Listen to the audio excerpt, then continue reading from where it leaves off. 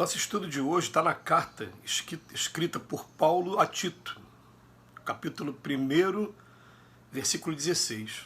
Confessam que conhecem a Deus, mas negam-no com as obras, sendo abomináveis, desobedientes e reprovados para toda boa obra. Emmanuel comenta na lição 116 do Caminho, Verdade e Vida, agir de acordo. O Espiritismo, em sua feição de cristianismo redivivo, tem papel muito mais alto que o de simples campo para novas observações técnicas da ciência estável do mundo. A Terra, até agora, no que se refere às organizações religiosas, tem vivido repleta dos que confessam a existência de Deus, negando-o, porém, com as obras individuais. O intercâmbio dos dois mundos, visível e invisível, de maneira direta, objetiva, esse reajustamento sentimental, para que a luz divina se manifeste nas relações comuns dos homens. Como conciliar o conhecimento de Deus com menosprezo aos semelhantes?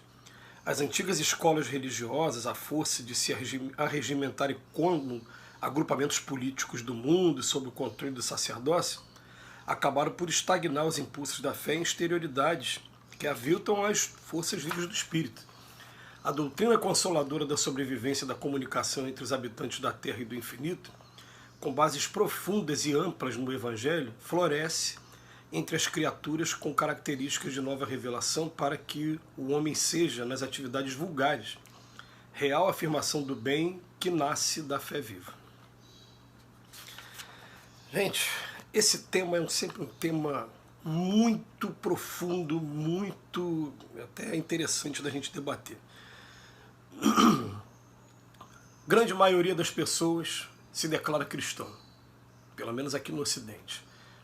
Um respeito profundo por Cristo e também respeito profundo por Deus. Muitas, às vezes, sem até conhecer, saber do que estão falando, mas se declaram de início.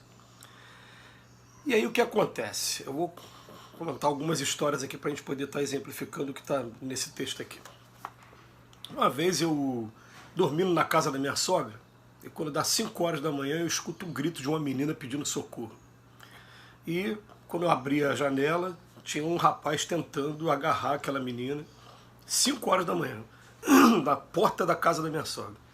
Eu tenho uma voz forte, eu dei aquele grito para que ele saísse dali, ele saiu correndo, a menina começou a chorar e nós saímos, todo mundo, né, para amparar a menina. E a menina estava saindo para ir trabalhar e ela, no caminho para o trabalho, se deparou com esse rapaz que, naquela atitude infeliz, né, começou a querer agarrar e para beijar a menina com finalidade sexual.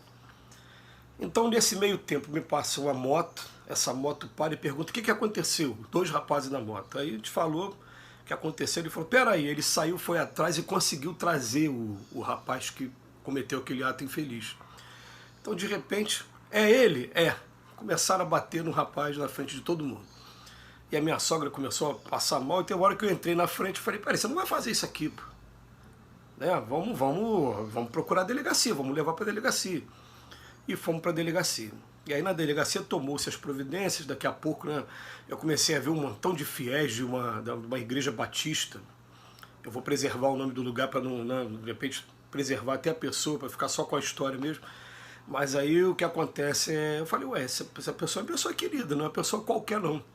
E o resumo da história foi que ele estava numa festa, colocaram alguma substância na bebida dele, ele estava drogado por conta dessa substância, os amigos falaram, e quando ele saiu, ele provocou esse ato infeliz. Mas depois, a gente sentado na mesa, só pessoas cristãs, de denominações diferentes, e unanimidade na hora. Tinha que bater mesmo, tinha que pegar mesmo. Eu falei: peraí. Vocês são seguidores do Cristo ou não? O que o Cristo faria nessa hora?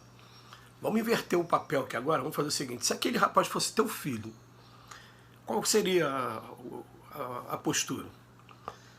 Ah, que não sei o que. Aí já começa a pensar, não, e aí o que a gente está vendo muito hoje está sendo aquela discussão do bandido bom é bandido morto, né? E discussões que são completamente contrárias ao amor do Cristo e à doutrina do Cristo. Completamente contrárias. Então, o que Paulo está falando para Tito aqui na carta, né?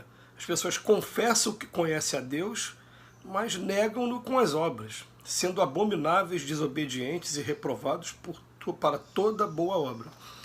Porque o que acontece, né? Normalmente, até essa discussão que tem do bandido bom e bandido morto, é quando é o bandido de fora, né? Entrou no círculo da família sanguínea, é meu filho, é meu sobrinho, aí já não é por aí. Né? Então, quer dizer, ainda é uma visão do mundo muito desproporcional, então é muito comum, né? A gente estar aqui estudando o Evangelho de Jesus, mas quando chega a oportunidade de praticar, eu tomei uma multa, mas eu conheço o agente, eu vou lá tentar conversar com ele para ele me dar um jeitinho de não me aplicar a multa. Peraí, o que Jesus teria feito? Né? Dar a César o que é de César, não foi o que ele falou? Vamos dar a César o que é de César. Não, mas na hora essas 1001 vantagens que a gente tem porque conhece uma pessoa, conhece outra, sobressaem sobre o conhecimento do Evangelho que a gente tem.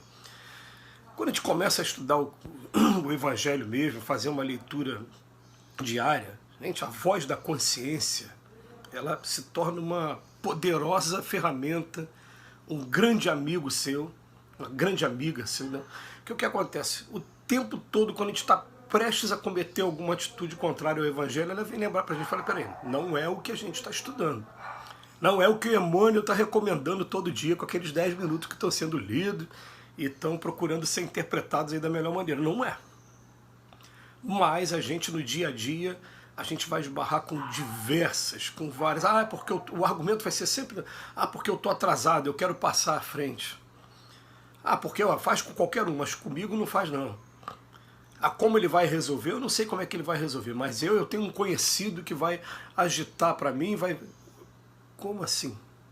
Fugiu completamente do preceito cristão, mas principalmente, ele vem falar aqui, né, sobre o lado político, ele fala assim que as antigas escolas religiosas, elas queriam se arregimentar como agrupamentos políticos do mundo sob o controle do sacerdócio. Né? E é engraçado, ele fala das antigas escolas, mas é assim até hoje. Nenhuma religião quer perder fiel, porque perder fiel significa ficar politicamente mais fraca, mais frágil. Então, para isso, acabam acontecendo os ataques. Mas, gente, a partir do momento que eu ataquei alguém, e principalmente dentro da fé que aquela pessoa tem, eu simplesmente estou atacando o que ela traz de mais importante na vida dela. E não é assim. A gente estava estudando agora recentemente aquele capítulo, o capítulo 13, texto 20 do Evangelho segundo o Espiritismo, beneficência exclusiva. Se você só fizer o bem para aqueles que são da mesma religião, que comungam da mesma fé, aí para outra religião não. Se você não faz nada para outra religião, o que acontece? Vai ser motivo para eles ficarem com mais bronca ainda. Né? Agora, se você faz o bem para aquela pessoa vai começar a olhar 2 vezes, vai pensar 2 vezes, enfim, se ela continuar fazendo errado, o problema é dela. Faz o certo, a gente tem que fazer o certo. Mas ele vem chamando aqui a atenção de que o sacerdócio organizado, né, acabou por estagnar os impulsos da fé em exterioridades que aviltam as forças vivas do Espírito, que prendem essas forças vivas, que acabam não deixando com que elas se manifestem mesmo. E a doutrina consoladora, essa nossa, né, da sobrevivência e da comunicação, né, ela floresce entre as criaturas com características de nova revelação. Viva e deixe viver, aprender a amar e respeitar todos nas etapas em que se encontram. Até esses que são mais autoritários, eu vou olhar para trás e falar, eu também fui bastante autoritário no passado, ou melhor, eu ainda tenho muito de autoritarismo dentro de mim para ser tratado também. Né? Então, antes de você jogar pedra, você começa a analisar dentro da gente, não, peraí, eu tenho que realmente começar por mim. Por isso que o Evangelho fala para a gente o tempo todo, vai ficar olhando cisco no olho do outro, não, olha para a trave que está no nosso, porque todo mundo tem trave no olho. Quando a gente começa a fazer essa análise da nossa vida através do autoconhecimento e comparando com o Evangelho, a gente vai chegar nas traves, não vai ser ciscozinho não, vai ser trave mesmo. Tem muita coisa na gente que ainda está desafinado com o Evangelho. Mas está aqui a recomendação de Paulo para Tito. Mas a pessoa diz que é cristã, mas na hora que a gente vai ver o comportamento, olha o que aconteceu. E já vou adiantar uma coisa aqui, que é muito comum acontecer comigo. Aqueles primeiros impulsos emocionais, às vezes saem agressivos, mas aí vem o comportamento do cristão logo em seguida, pedir desculpa e reparar qualquer dano que tenha saído daquele impulso emocional. É assim que a gente tem que viver. Que Jesus nos abençoe hoje e sempre.